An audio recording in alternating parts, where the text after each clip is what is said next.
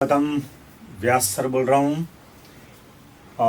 अमरजीत भाई, अब हमको इंटरनल सब्जेक्ट किस तरह से सिलेक्ट करना है, एजुकेशन न्यू पॉलिसी जो है 2023 की, तो कॉमर्स, साइंस और आर्ट्स उसमें इंटरनल सब्जेक्ट किस तरह सिलेक्ट करने हैं वो आपको डिटेल इन्फॉर्मेशन देंगे।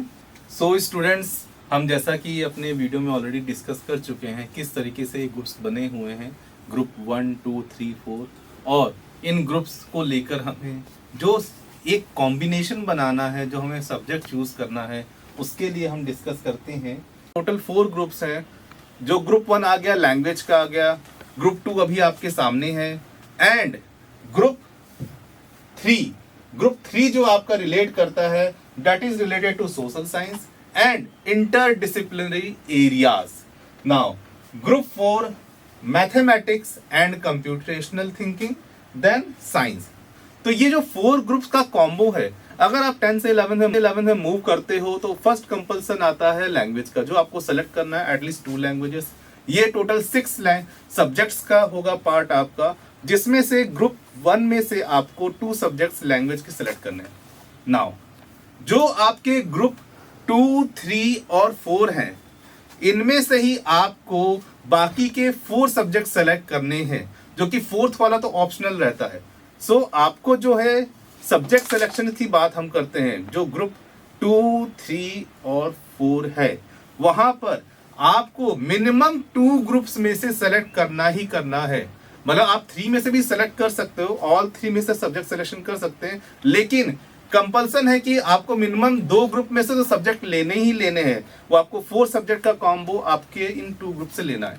नाउ अब हम डिटेल में समझते हैं इन सब्जेक्ट्स के बारे में। कोई बच्चा अगर ग्रुप 4 में जाता है, मैथमेटिकल एंड कंप्यूटेशनल थिंकिंग और साइंस के सब्जेक्ट इसमें दिए हुए हैं बच्चे को, इनमें से बच्चा सब्जेक्ट सेलेक्ट करेगा। नाउ सोशल साइंस और इंटरडिसिप्लिनरी एरिया में यहां से सेलेक्ट करेगा। अब इस सिलेक्शन का क्या कॉम्बिनेशन होगा, उन कॉम्बिनेशन के बारे में एक बार हम चर्चा करते हैं। काफी स्टूडेंट्स हैं जो कहते हैं कि मुझे कॉमर्स में जाना है, तो उनके लिए ये कॉम्बिनेशन 1 एंड कॉम्बिनेशन 2। देन कई बच्चे कहते हैं मुझे साइंस में जाना है, तो कॉम्बिनेशन 1 एंड 2। इस तरीके का नेशनल एजुकेशन पॉलिसी में एक फ्रेमवर्क दिया गया है कि किस तरीके से ये एग्जाम्पल में आपको कॉम्बिनेशन मिल सकते हैं। ये फाइनल नहीं है, अपने इंटरेस्ट के अकॉर्डिंग बच्चा अपना कॉम्बिनेशन खुद ऑप्ट कर सकता है। मींस ऐसा नहीं मैंने बता दिया तो ये मतलब ये मेरा कॉम्बिनेशन हो गया। मतलब आपको अपने इंटरेस्ट, अपने हॉबी और अपने स्कूल की गाइडलाइंस के अकॉर्डिंग ये आपको सब्जेक्ट सेलेक्ट करने हैं, जो कि आपके combination for commerce, combination for science के होंगे। नाउ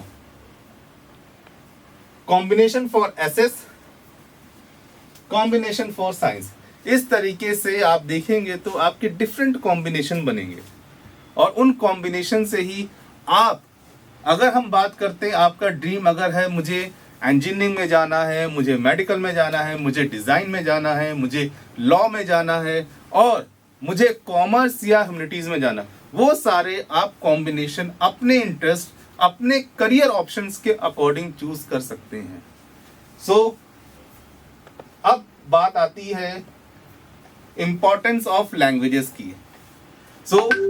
आप पहले ही पॉइंट से समझ गए जो स्टार्ट हुआ, मिनिमम 2 लैंग्वेज सेलेक्ट करनी है ग्रुप 1 में से, तो लैंग्वेज की इंपॉर्टेंस आ गई है।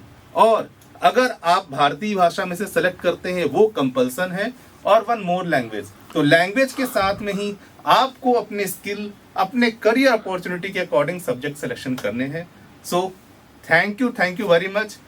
अभी जो लैंग्वेज की बात करें जो ग्रुप के अंदर, तो उसमें साइंस में जो बच्चे बायोलॉजी लेंगे तो उसमें संस्कृत लैंग्वेज एक ऑप्शन में दिया है।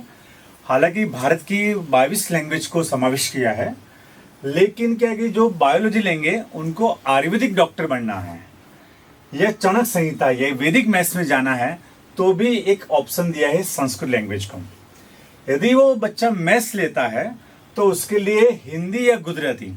हालांकि 22 लैंग्वेज है पूरे भारत की लैंग्वेजेस, लेकिन उन लैंग्वेजेस में जो नॉन गुजराती होंगे, जो गुजरात में आएंगे, जैसे महाराष्ट्र में जाएंगे तो मराठी पढ़ाई दी जाएंगी, पंजाब में पंजाबी पढ़ी जाएंगी, और जितने भी स्टेट है उनकी प्रांतीय भाषा तेलुगु, तमिल, कन्नड़, वो सारी भाषा को समावेश किया है।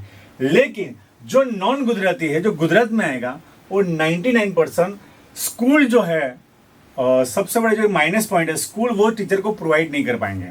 तो बेटर देन कि वो हिंदी या गुजराती जो यदि मदर टंग है तो गुजराती सब्जेक्ट सिलेक्ट करे तो अच्छा रहेगा, और जो नॉन गुजराती है वो स्कूल में हिंदी सब्जेक्ट को सिलेक्ट करेंगे तो अच्छा रहेगा। और सबसे बड़ा, संस्कृत केवल बायोलॉजी और आर्ट्स में आएगा तो वो सब्जेक्ट सिलेक्ट कर सकते हैं, और एक फॉरेन लैंग्वेज एक्सेप्ट करना है जिसमें जापानीज है, जर्मनी है, आप फ्रेंच है, अंग्रेजी है, उन सब में से एक सब लैंग्वेज सिलेक्ट करना पड़ेगा। दूसरे 20 देशों में हमारा भारतीय लैंग्वेज का कोचिंग सेंटर ओपन हो चुके हैं। मैं आपको एक पेपर का आर्टिकल दिखाऊंगा। 20 देशों में, जो अभी G20 चल रहा है, उसमें 20 देशों में भारतीय लैंग्वेज का समावेश हो चुका है। हिंदी और गुजराती को कोचिंग सेंटर भी खुल गए हैं, और लोग ज़्यादा से ज़्यादा इन्वेस्टमेंट इधर आ रहा है, तो सभी ये भाषाओं को समझने के लिए कोशिश कर रहे हैं।